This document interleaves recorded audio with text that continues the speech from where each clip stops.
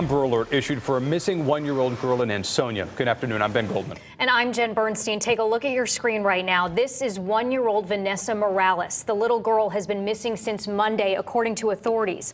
Police were conducting a welfare check at the home where Morales lived on Myrtle Avenue, and that's where they found a woman dead inside of the home. Her death is being ruled a homicide. Investigators have not officially released the identity of the woman found dead inside of that home, but the mayor of Ansonia has said as far as he knows, telling Fox 61 the girl's mother was the woman found dead. At this point, police have not given out any information as to where Venessa Morales might be right now. Police say their main priority is bringing little Vanessa home safely. Again, if you're just joining us here, this is an Amber Alert in effect right now for this little one-year-old Venessa Morales from Ansonia. Well, joining us on the phone right now is Brian Foley. He is the commissioner's assistant with the Department of Emergency Services and Public Protection. Brian, can you hear us? I can. Good evening. Good evening. All right, so there was a silver alert for Vanessa issued yesterday with Ansonia police. We're talking about that. Why an Amber Alert today, and what do you know about this case so far? Well, that's obviously the question that's on everyone's mind is why was it a silver and then an amber now? First, let me just say this. The silver alert went out and media in Connecticut did its job. Everybody covered the silver alert. And it doesn't just stop with media. Obviously, every police officer in the state has that silver, and the Ansonia police and the state police were digging deep into the case from the onset. But obviously today, more information came to light to the investigators in Ansonia. That information was provided to the Connecticut State Police. And then an Amber Alert was put out. But let me say this, Jen, that an Amber Alert, I don't want to say is a positive sign, but it's a sign that investigators believe that the child may be alive in these types of scenarios.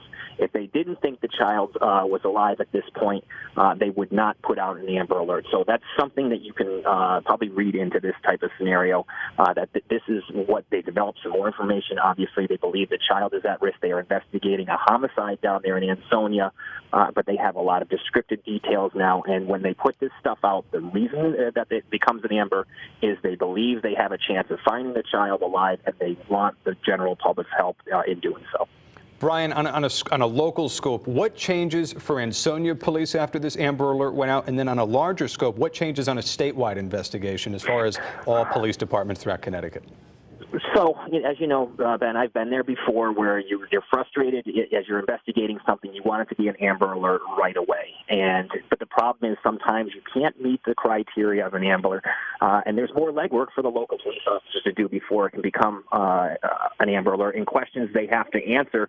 And I kind of alluded to that before, whereabouts of the child and such, and there's some avenues they have to cover first.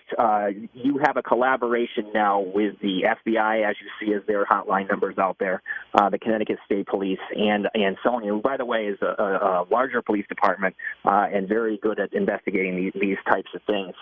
But again, every police officer in the state has been looking for this now. But when it jumps to an Amber, now you got street signs, you got DOT workers, every FedEx, UPS worker out there driving around. They're looking. The investigators investigating this case believe that the child is alive, and they're begging for the public's help in bringing the child home safely. Brian, there's very little information, though, about where Vanessa might be. Police have not named a suspect at all in the homicide either. What information have you all learned? Like sometimes with an Amber Alert, there's a car that's associated with looking for Vanessa Morales. Do you all have any information on that? You know, a lot of times an Amber Alert will be held up in lieu of a car, or in some places. Let me say this thing. In Connecticut, the Amber Alert process is reviewed every 3 months. Every case is reviewed. And you look at it, you don't see that in this case. Trust me when I say the homicide investigators know a lot more than has been provided on this Amber Alert thing.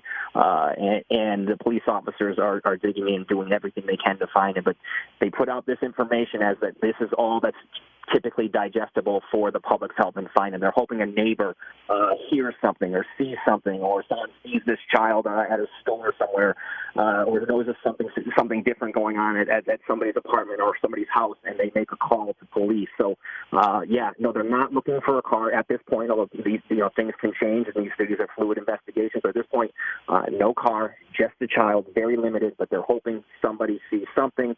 And look, at these things are not put out lightly, obviously. It's a very high threshold for an Amber.